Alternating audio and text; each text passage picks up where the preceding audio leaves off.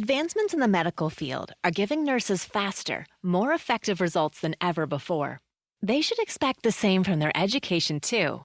Capella University's game-changing FlexPath format allows you to set your own deadlines and leverage your experience to move faster through your program. So the faster you move, the more money you save. When you're ready, we'll be here. Visit capella.edu for a trial course at no cost to you. Capella University. Don't just learn smarter. Hi everybody, this is the Cricket Badger podcast. Each badger marks the track with its own scent. His black legs are short but very powerful for digging. The name badger probably comes from the French word bêcher, meaning digger.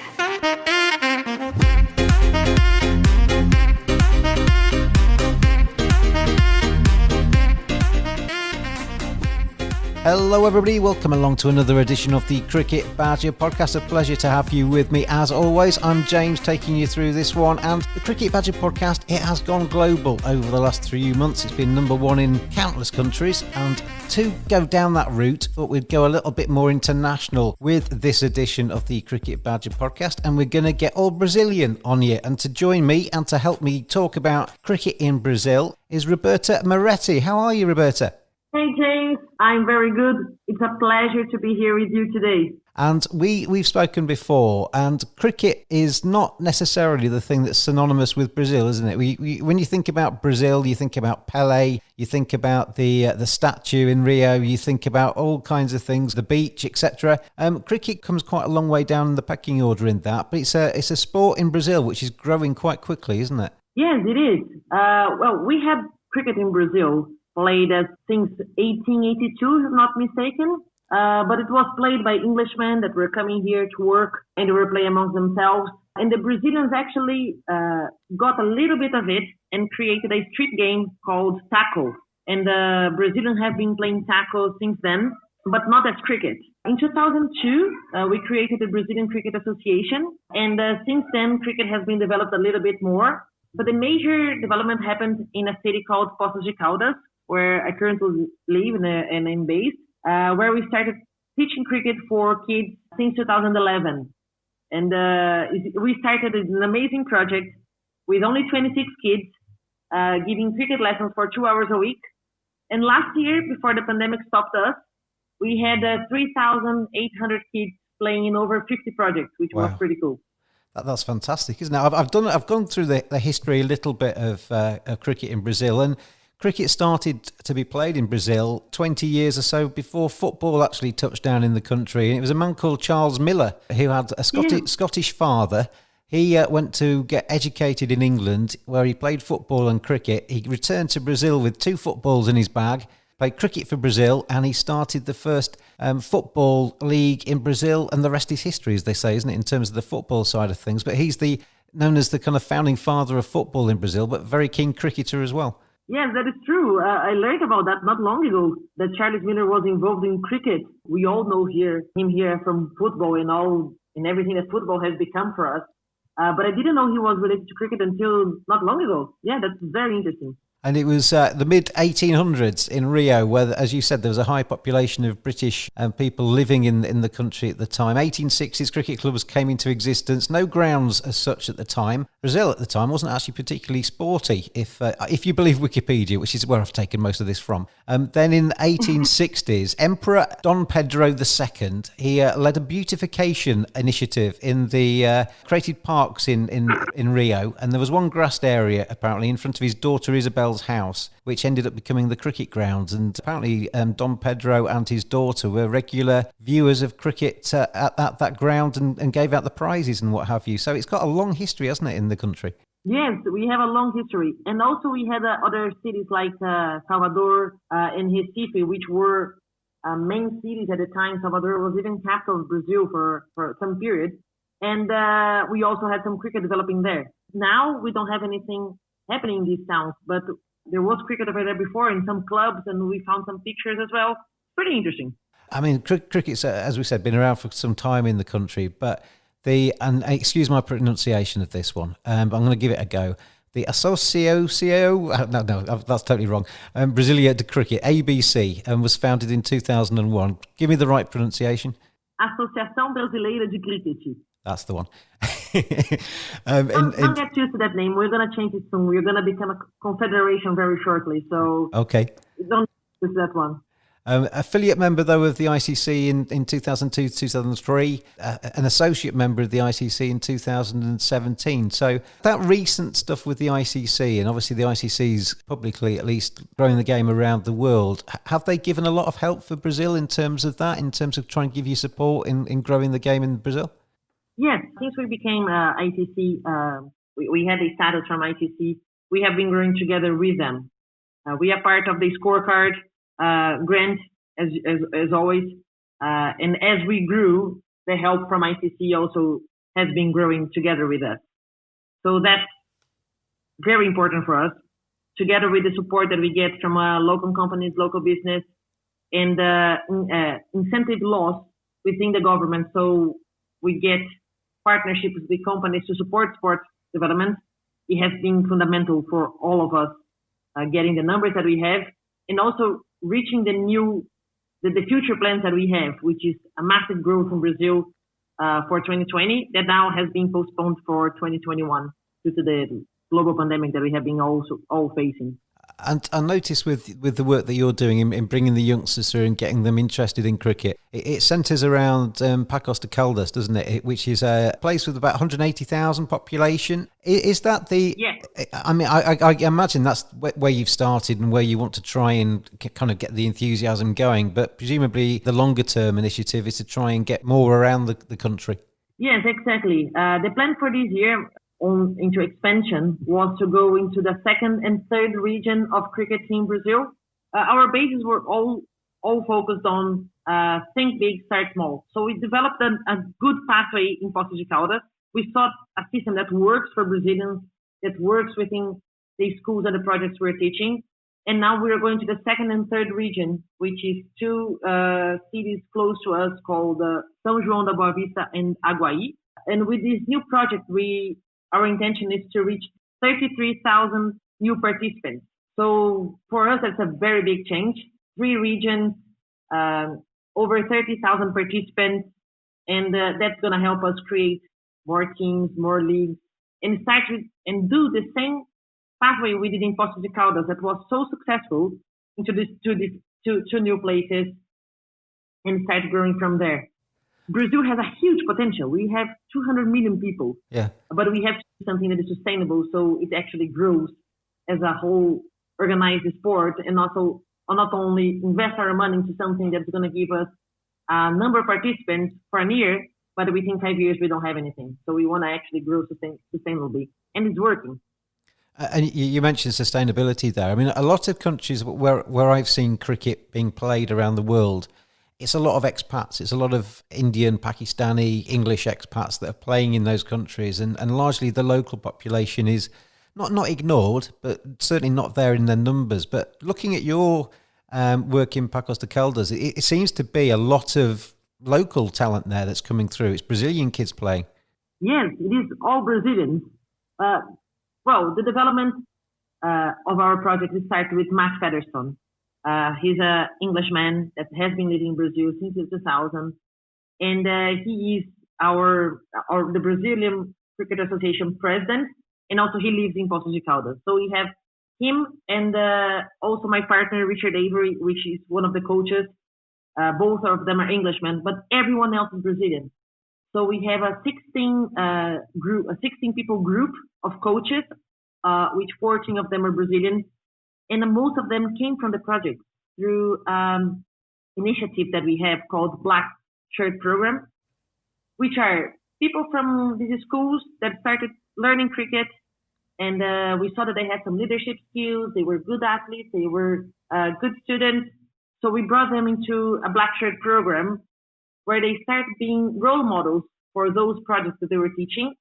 And some of them were selected to go to university, physical education university, all paid by Cricket Brazil, and to become cricket coaches. So these 14 Brazilians that are with us today all came through this project and now are teaching cricket back to Brazilians. So we see that we wanted to actually bring Brazilian coaches to teach cricket to Brazilians. So it's not something that is distant, like not an Englishman teaching something that he loves in his country. Now, for us, it's actually a Brazilian kid that went into university because of cricket, that has been traveling to South America to play cricket and loves cricket. So it's very relatable. So we want Brazilians to be teaching Brazilians. We want the national teams to be made of Brazilian people for the future. Actually, the the youth teams are all Brazilians, just the men that has expats playing now. But that's something that will change with time. We want Brazilians playing more than the expats playing, although everyone is welcome to play when we talk about cricket. Fed up of collecting your team's matchday subs? Worried about carrying cash post-COVID-19? Try slateapp.co.uk. Less contact than contactless. Slate, the smartest way to collect weekly match fees and more. Download the app, slateapp.co.uk. Not just for cricket, any clubs that collect subs. It just makes sense. Stick it on the Slate. slateapp.co.uk. You mentioned the Black Shirts initiative there. I think that's a brilliant thing to do. And talking about sustainability, that's getting coaches there that are going to be there for a long, long time. But it also seems to me to be a little bit of a badge of honour as well. It's a bit of an honour to get a black shirt, isn't it, in the Brazilian setup? It is. And we see that they wear that with a lot of pride. It's funny because every project here has its own shirt color. So you have pink, yellow, green. So when a kid comes with a black shirt, it means that they are recognized by all of us as a role model. So you can see the sense of pride that they have by wearing them. And all the teachers wear black. Everyone that is has a sense of responsibility in the group wears black. So they really love it. It's a great way to show them that we're acknowledging them and saying, okay, we see how much potential you have as a role model, as a leader, as a player. Come and join us. Let's teach more people. Let's inspire more people to play cricket. You mentioned in your first answer taco, which is this kind of street game, isn't it? That's played in Brazil. I've also seen the game. Is it Bete? BETE? Is that the same thing? It's the same thing. Each part of Brazil has its own name and its own rules, but mostly it's all the same. You have two bottles of soft drinks or cans or a little triangle of wood, which is about 20 centimeters tall, which is your stumps. You have your bat, which is made of any kind of wood that you find in your home, or a broomstick. Also, you can also find a lot of broomstick being played. And you play with a tennis ball, a sock made of a ball made of socks, anything that you can roll and display in pairs. You can see that being played in the streets, in the beaches. You see that being played everywhere. And when you look at it, you say, guys, that is street cricket. That looks a lot like cricket. So when we go into schools, into projects, it's very easy to listen to anyone asking a question. Well, isn't cricket like that, or isn't cricket like taco? And one of the Brazilian national players now was we found her because she was playing a taco right next to a cricket demonstration, and the mat said, "Oh, that girl can bat. If she can bat with a broomstick into a tennis ball, imagine what she can actually do with a cricket bat in her hand." And she has been the national team since then. That's fantastic. So basically, kids in Brazil have been playing cricket for as long as we can remember without actually knowing they're playing cricket. Yes, pretty much. You're right on that. We are playing cricket, but we just don't know about it. Yeah. That's fantastic. I've seen as well a few comments that a few people have said anyway that Brazilians have got kind of a natural aptitude for cricket. It's kind of, it fits their mentality, it fits their physiques, it just fits their kind of personalities as well. Is that? Would you agree with that? I think that the collective game of cricket does fit us. We do like a collective sport, something that we can play as a team. We play cricket with a different spirit. I think when you see it, I don't want to say anything bad about football, but when you see football, you lost a little bit of that spirit of the sport, the spirit of cricket that we all relate to. It's something that the Brazilians embrace a lot. The honesty, the fairness, everything that the together, the supporting each other, that of cricket, I think Brazilians end up embracing quite quickly and easily. And something that probably we miss in a few other sports, or maybe we lost it in football in the past. But it does fit us well. And because of tackle, because of that, whoever played street cricket before, it brings that sense of the childhood, that happiness that we had when we were playing as kids. So it gets both of them together. For me, at least, that's what happened. I played tackle the whole of my life. I loved when I played cricket that I could actually hit a ball much farther than I actually played in tackle. And the spirit of cricket got me all wrapped around it. I said, okay, that's the sport I want to play for the rest of my life. I've seen a video of Prince Harry. I think it was in the nets in 2012 in Brazil, playing with a load of kids there. Is that was something where there were kids hanging off the tops of the nets, just having a watch of the English Royal over there at the time. That must have created a little bit of a buzz and been quite good for Brazilian cricket as well. That was an amazing experience. We actually had him playing in a favela in Brazil. So we had a lot of kids in the very, very poor and dangerous neighborhood. And he played tackle with the kids. He played bat with the kids, and it was great. And one of the kids, because the rules are a little bit different, you cannot raise your bat off the floor, otherwise they can stump you. Even though you're right next to your popping crease, if you don't have your bat grounded, they can stump you at any time. And one of the kids did that to him. And he was like, man, I was like, what happened? So the little kid just stumped the prince and was like, no, man, you're out by the rules of our game. So the kids had a lot of fun, and I'm pretty sure he also did. I've also read, Roberta, that one of the issues with cricket in Brazil has been that cricket kit's not sold in shops in Brazil and probably in much of those parts of South America as well. So sourcing kit isn't the easiest thing in the world, is it? But I guess you just talked about taco and how you can play in the streets with a broomstick and whatever else, which is pretty cheap. It's not necessarily the worst thing in the world, is it? That you can't get pads. You can still play cricket without the full kit. Yeah, one of the main issues that we had was always equipment. Yeah. We couldn't get proper bats. We couldn't get the balls. It's easy for us to manufacture the stumps here, the uniforms here. That's something that we can find anywhere in the world. But the specialized bats, balls, were a little bit difficult. Last year we had a huge donation, something that helped us so much, from Lord Saverners, where we received a whole container of equipment. Everything, pads, bats, balls, gear.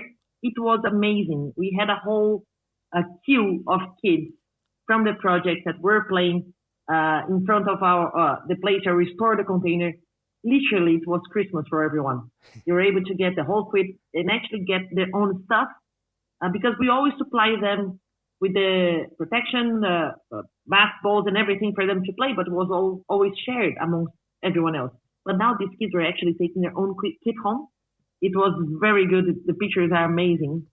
And we saw all these kids wearing Surrey kit and everything else. It was nice. And now, this year, we started a very nice project which is called the Royal Bat. We are actually starting to manufacture our own bats in Brazil. Okay. It's a little bit because we don't have the wood that you have in England. So we are finding the wood that we need to use it in Brazil. But we have the shape, we have the weight right. And I'm pretty sure for kids that are starting under 13s, under 11s, we are going to be able to find bats for them to play quite easily. And then we're going to be able to have this at least manufactured for us for this new project of 30,000 plus new participants. We're definitely going to need it.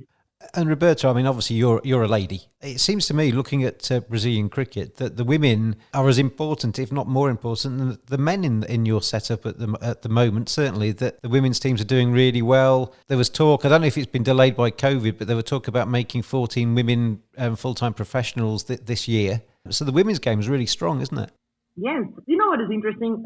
Because cricket is not a traditional sport for us. When we teach cricket in the projects in schools, everybody's interested. It's not a men's sport. It's not played by men. It's played by everyone. So we really took advantage of that fact to make sure that everyone was involved. So our percentage in participants is quite even 50-50%.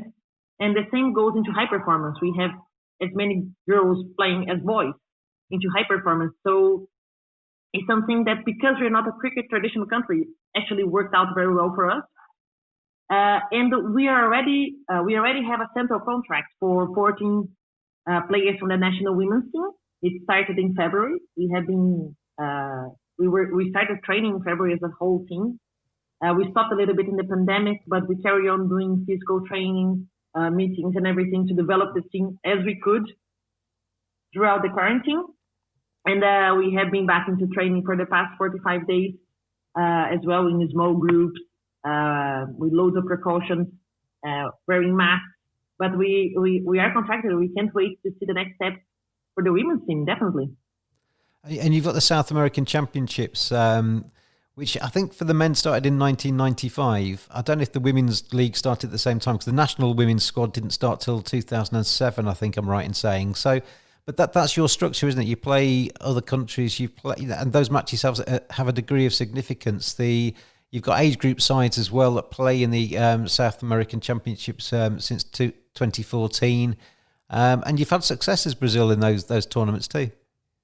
Yes, we have the under 13s, under 17s, under 19s boys.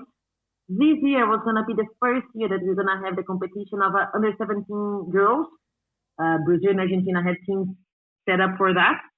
That has now been postponed for 2021 as the whole South American Championships.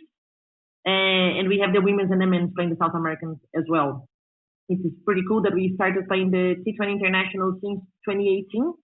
Now with the status that we always aim to have. We are looking forward as well to start playing the World Cup qualifiers in America, which is going to happen in 2021. So there's a lot of interesting stuff happening for the next months and years in Brazil. Moonrise is a sports engagement website to allow sports fans to learn from the very best. Get a personal video message recorded for a fan's special occasion. Have a professional cricketer as your next coach by getting video feedback or having a 30-minute conversation with some of the world's best players. Players such as Jimmy Neesham, Colin Munro, Tammy Beaumont, Danny Wyatt, Monty Panesar. Visit moonrisesports.com or go to Moonrise Sports on Facebook, Instagram and Twitter. Moonrise Cricket, let's play.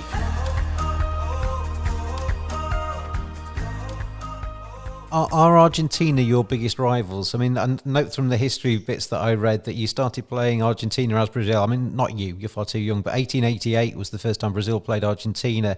Played against Uruguay since 1902. Are Argentina, though, the biggest and oldest rivals? Are they your sort of South American Ashes? I think they're always going to be, regardless of which sport we do.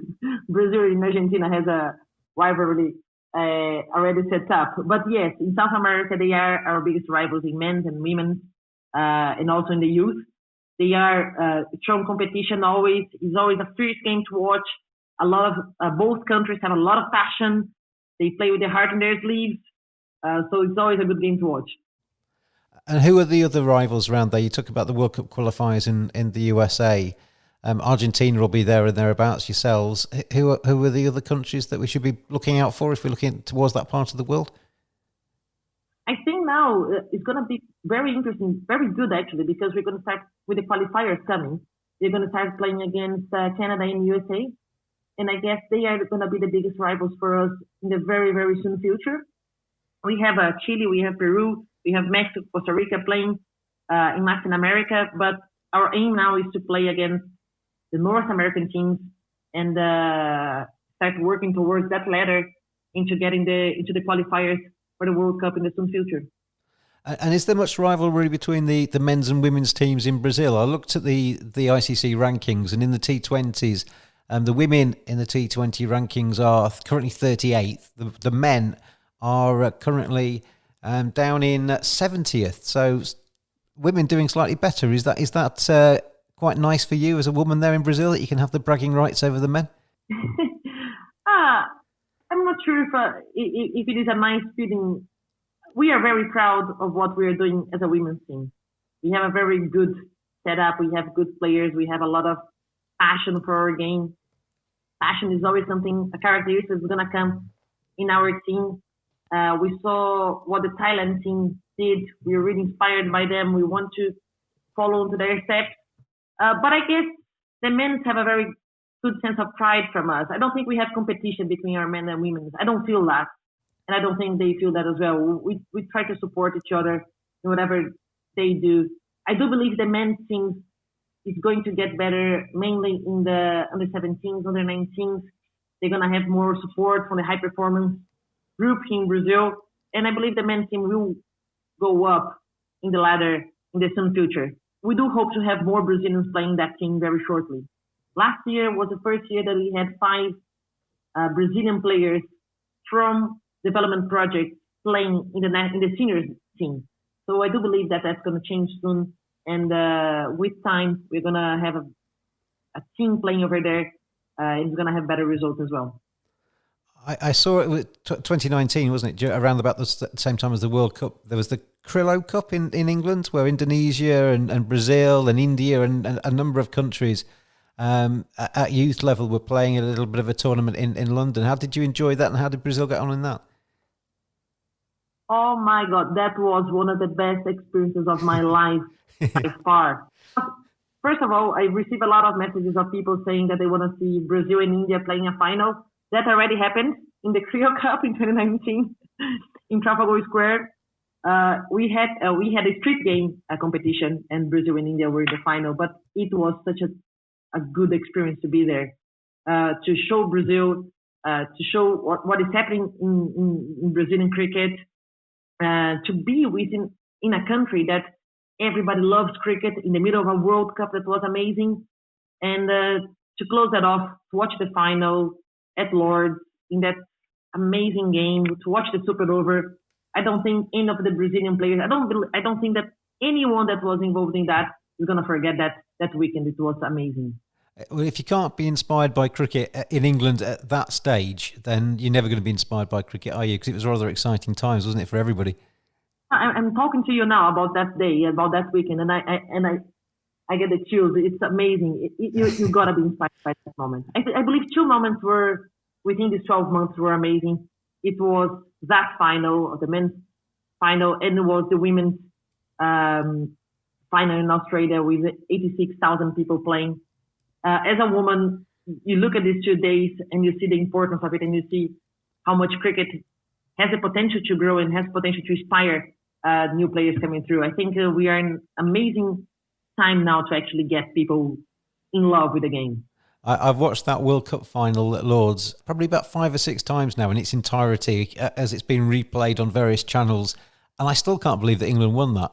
Every time I watch it, I'm still thinking, how did they win this from here? Because it's just an incredible game, wasn't it? It's all the best of cricket all rolled into one that day, and sportsmanship as well from New Zealand at the end of it. I thought it was a terrific day. I mean, talking about big events, cricket in the Olympics would be very, very important, wouldn't it, in terms of some of the so-called lesser nations, with all due respect, like Brazil and some of the other countries that we talked about. If you have the carrot of a gold medal and a big tournament and a global tournament you could enter, that would be quite a big thing, wouldn't it?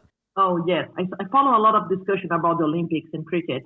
For us, it's an opportunity there is no comparison. The amount of government support that would be open for us if cricket was an Olympic sport is very, very large. And not only for the government, for us as association, but also for the players. The players also start getting support if they are Olympic athletes. So it would be an opportunity for us and for any other country that could be involved in that is not in this top 10 cricket countries. I think it's something that we cannot miss. I think we have to take this opportunity. We have to start thinking more seriously about cricket in the Olympics, and actually seeing that we are not going to grow. The opportunity of growing quickly is going to be there, and I can't wait to. I wish it happened sooner, because I wish I had the age to play in the Olympics sometime soon. But I do hope it happens very, very shortly. Hey, Hey, this is Jill from the Container Store. Oh. Is there something wrong? I just thought a virtual designer would be a cool robot. I could do a robot voice if that helps. Maybe? Hi, I am Jill. Let's design. Nope, absolutely not. Regular voice, thank you. Yeah, I'm not good at impressions. Enjoy free virtual in-home closet design and up to 25% off closet systems with the Container Store's custom closet sale. The Container Store, where space comes from. What's the longer term aims for Brazil? I mean, obviously to grow the game within the country is one, and to, as you've said, the fantastic work that's being done in Pocos de Coldos in terms of embedding cricket in that area of the country and then spreading it around Brazil. That's absolutely superb development work. But at the top level, in terms of international sport, I mentioned the T20 rankings. Brazil 38th in the women's game, 70th in the men's game. How realistic do you think it is to climb up those ICC rankings and get towards the top end? I think we're actually following up our pathway. First of all, we need more participants. So that's what is happening. It's growing to new regions, having more coaches qualified, and actually growing this number of participants. With this number of participants growing, we have the development of local leagues, and with these local leagues, getting a stronger national league and getting a stronger national squad. Now, we have the best structure of high performance that we ever had before. And I don't think we're going to stop here. I think with more people taking part of it, stronger national league is, higher is going to be our needs to develop our high performance center and high performance group.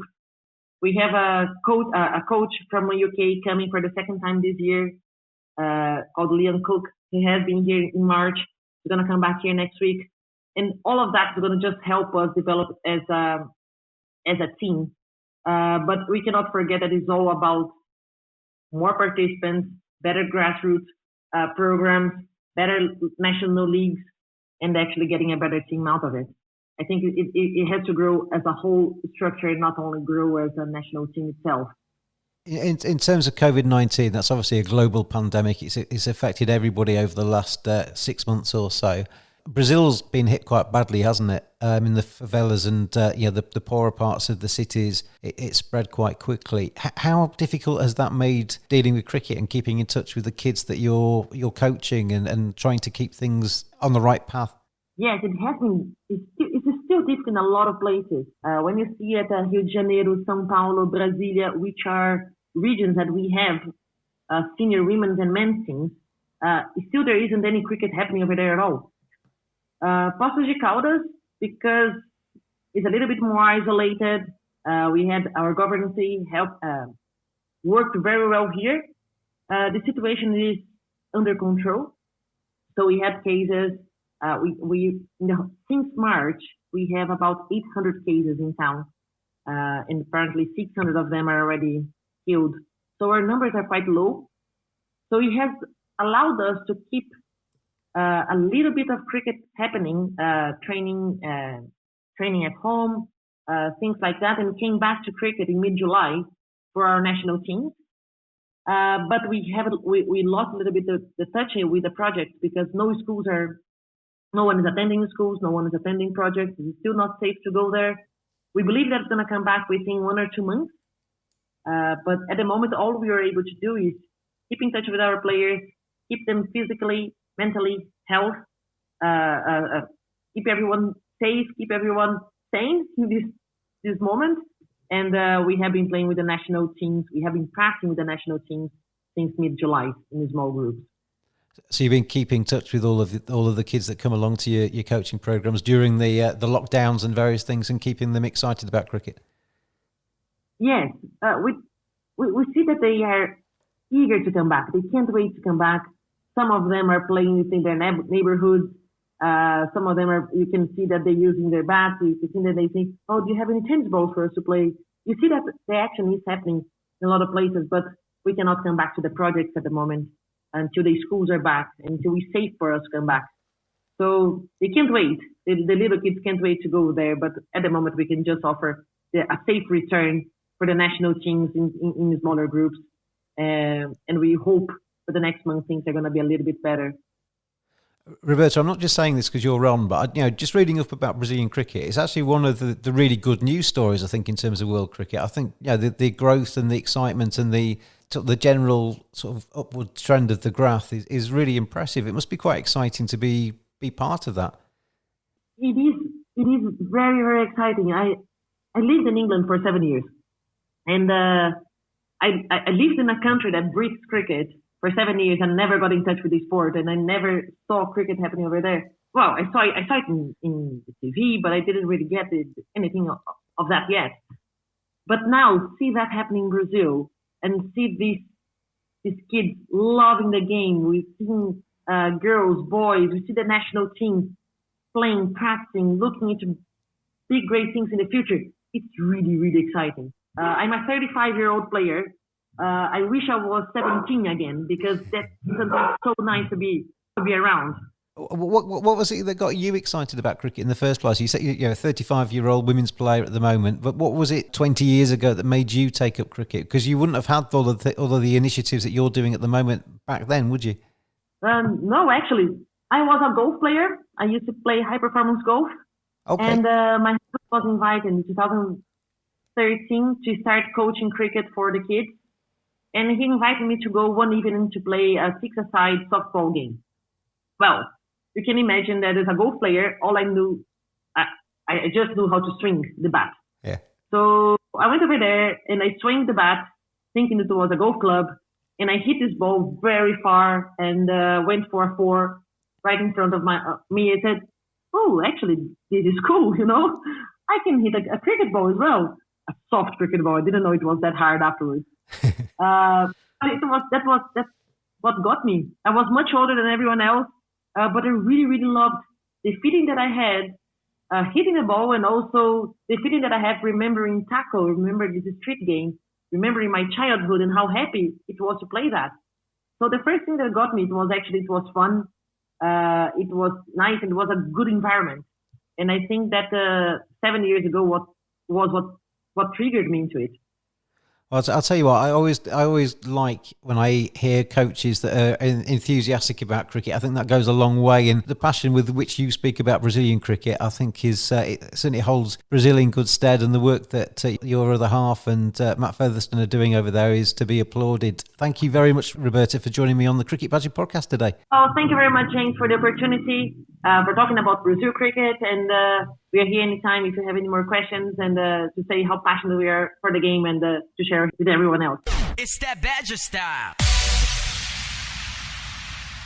My thanks to Roberta Moretti for joining me on the Cricket Badger podcast this week. Brilliant guest, and what they're doing in Brazil is absolutely superb. Wish them every success with their initiatives out there, and who knows, we will see them at the World Cup very soon indeed. Thank you to you for listening. Thank you to everyone who sent in nice comments on the podcast over the last few weeks. Give it a follow, give it a like, give it a subscribe as well, please. Leave a nice comment on the platform that you listen to the Cricket Badger podcast on. Give the Cricket Badger a follow as well on Twitter. It'd be much appreciated at cricket_badger. Plenty more superb guests, some great podcasts to come just around the corner as well. So stay tuned to the Cricket Badger podcast. I've been James, and I'll see you next time.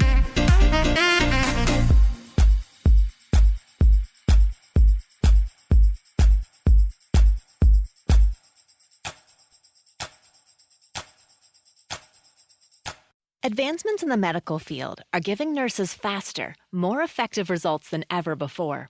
They should expect the same from their education, too. Capella University's game-changing FlexPath format allows you to set your own deadlines and leverage your experience to move faster through your program. So the faster you move, the more money you save. When you're ready, we'll be here. Visit capella.edu for a trial course at no cost to you. Capella University. Don't just learn, learn smarter.